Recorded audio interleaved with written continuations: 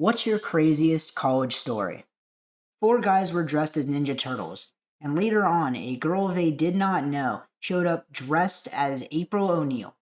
They proceeded to follow her everywhere, bringing her beers, defending her honor, and asking her to order pizzas, which she eventually did. Later, a guy dressed up as Shredder shows up. They proceeded to have a totally unscripted mock battle in the kitchen that gets out of hand very quickly. Table, cabinets, and chairs are all broken. All characters involved promptly vacate the scene, and the people who threw the party are just left confused as hell. Amazing. One of the few memories of college, but my favorite. I was in an art class at a state university in Midwest, assigned to do perspective drawing of the interior of a building. I chose a crowded study room near the library, found an open seat to work. Within minutes, I began to get questioned by a young man who was very, very proud of his physique. Could you draw me? I have only 5% body fat. Would you like to draw me in the nude sometime? He was a very persistent pest, and it took a long time to get him to leave. Another student, a young woman, had taken notice of the guy's odd pickup lines, and she came over later to comment about how ridiculous it all was. It turned into a great conversation, and she asked me my name. She looked surprised when I told her. I asked her what hers was. I was surprised. Turns out, we have been good friends since we were kids until our family moved out of state and we lost touch. We grew up and started to become friends again in a new location without recognizing each other. I was at this girl's house, and we had 4 shots of rum apiece, and then decided to take our 5th of whiskey and walk to the park half a mile away. We split the bottle and chased it with Kool-Aid, and then with water when we ran out of Kool-Aid. We started walking back, and about halfway back, I fell down, and she said, "Come on, Nick, we have to go back to my house." I convinced her that we should just sleep on the sidewalk. So she laid down next to me, and we spooned on the sidewalk, drunk as fuck. I woke up in my car at 5 a.m. That sounds like an interesting night to sleep on the sidewalk. On a pub crawl between pubs, we came across this karate type class that had glass windows and the door was open. My mate, in his drunken stupor, thought it would be a great idea to run in screaming. As he did, a man in the class ran across the room and did some Jackie Chan flying kick into his shoulder, and they both hit the ground with a huge thud. Meanwhile, about 7 of us outside were in pure disbelief in what just went down and didn't know how to react. It was like something out of a movie. He managed to scramble back out the door, and we all ran off laughing so damn hard. This sort of thing just doesn't happen sober. That seems kind of unnecessary to walk into a random karate class and just start like attacking people. I mean, I'm pretty sure that's a assault, but yeah, I hope no one got arrested that night. So I was 17 years old, freshman in college, and I went out for a night dressed as a pumpkin.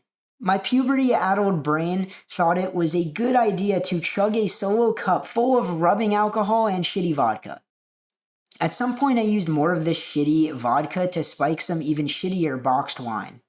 Apparently, I made it back to my dorm, hung out with some people, and went to use the one-person guest bathroom. The only bathroom that locks from the inside.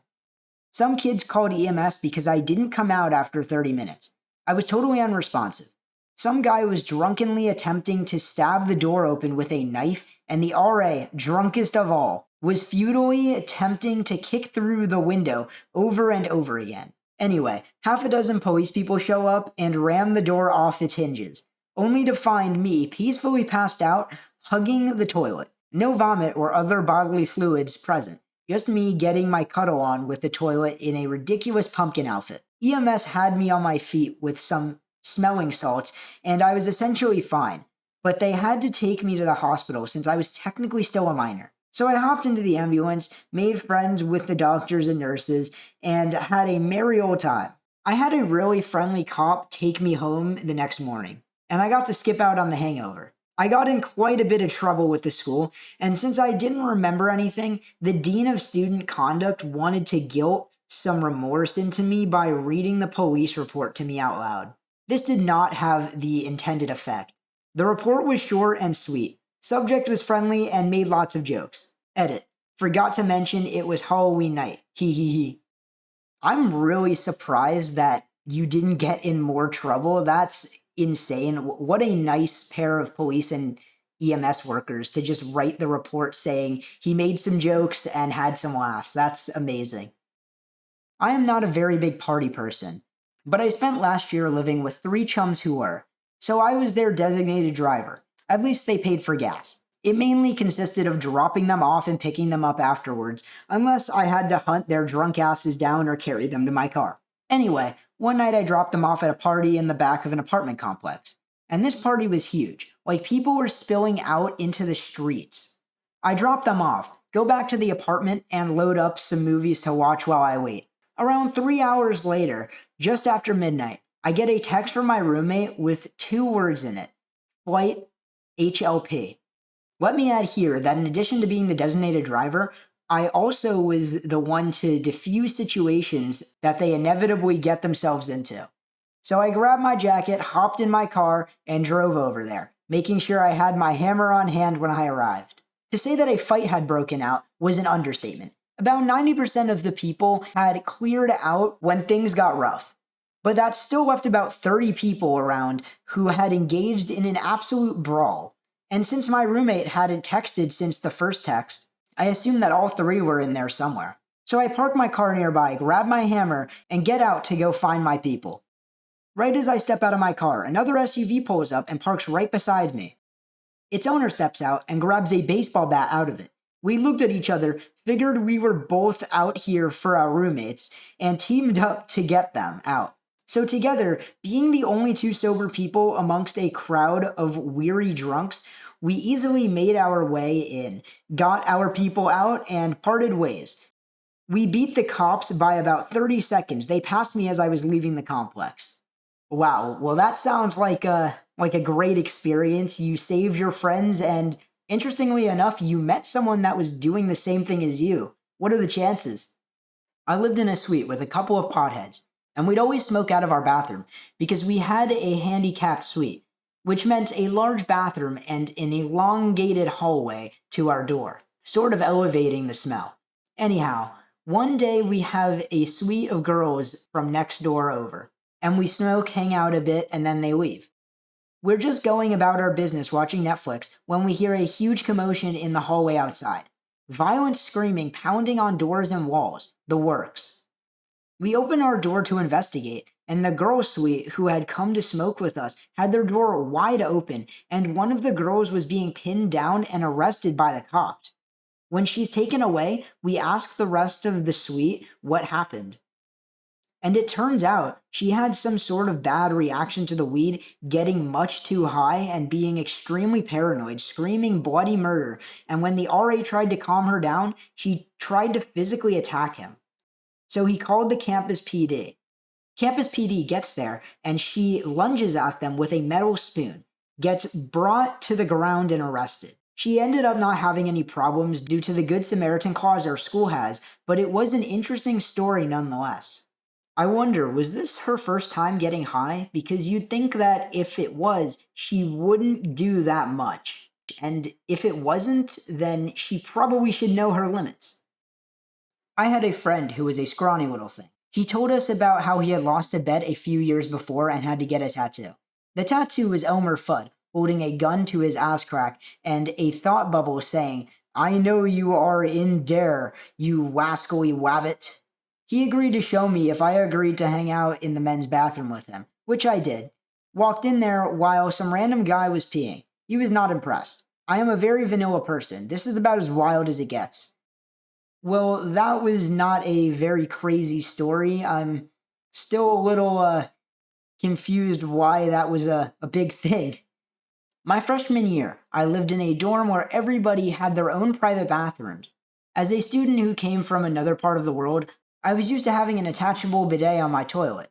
After a couple weeks of only using toilet paper, I gave myself hemorrhoids and got frustrated. I decided to order a $25 bidet from Amazon and installed it onto my toilet. Soon after, I caught my roommate circling our toilet like a confused animal trying to understand how it worked. You activated the bidet by turning the dial number 1 through 5. He soon discovered that if you turned it to 5, the bidet had enough water pressure to shoot a perfect stream to anyone who was within 6 feet of our bathroom and door. A trend of luring people into the room and bidet blasting them ensued. A bunch of people from other dorms came up to ours to look at the bidet, and soon enough, my other floor mates all installed bidets on their toilets so they could join in the fun as well. People from other dorms learned of the trend, and the school had to ban bidets because of how much water damage they caused. I just wanted a clean asshole, man. Well, that sucks that they had to ban bidets, man. I feel bad for you. I feel like you should have kept it secret and told your roommates not to tell anyone. That's just unfortunate. Sorry, man. My freshman year, I had 2 of my best friends visiting me at school. We were playing Pong and drinking in my room. We actually stole a chalkboard, using it for a table, taking up most of the room, and beers were just everywhere. Anyways, after a party, my friend got separated, and one of my friends from school told me my buddy from home ran into the river behind my dorm. I was so confused, and I guess an RA on campus stopped him because he had an open container and he just took off in the woods behind my dorm and fell into the river because it was dark and he didn't even know it was there. Mind you, this is in October in New Hampshire and probably 50 degrees outside around 11 o'clock. My other friend is banging some chick in the girls' bathroom, and all he did was ask me to roll him a beer. I fell asleep and was woken up by the head of public safety at 3 a.m. Officers were searching my room, finding so many bottles, pot, beers on top of beers. I thought for sure I was screwed. He told me that my friend's still not found, and they were ready to pronounce him dead and inform his parents. They had police officers searching the woods with dogs, a helicopter with heat sensing technology, boats, and the whole 9 yards. But after searching for a few hours, they could not find him or any traces of his body. I was walking back to my dorm thinking how awful this was until I see my friend standing there in the woods soaking wet. I get him a towel and call the public safety to let him know he was okay. I guess once he fell in the river, he swam across, broke into one of those sheds on display outside of a Home Depot. Miraculously, his lighter still worked, and he was able to start a fire to warm up. And he strategically dodged the dogs and boats and choppers and swam back across once the coast was clear. Easily one of the craziest nights of my life.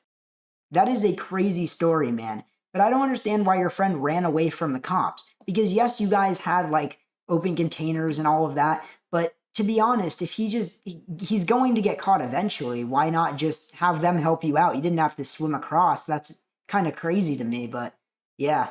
Anyways, thank you for watching me read Reddit stories. That's pretty much it for now. Let me know if you guys want them to be longer. I will try to do some more Reddit stories, but I do enjoy these. These are very interesting, and I like doing them. So let me know in the comments if you enjoyed them too, or if I should stick to my own personal stories. Thank you.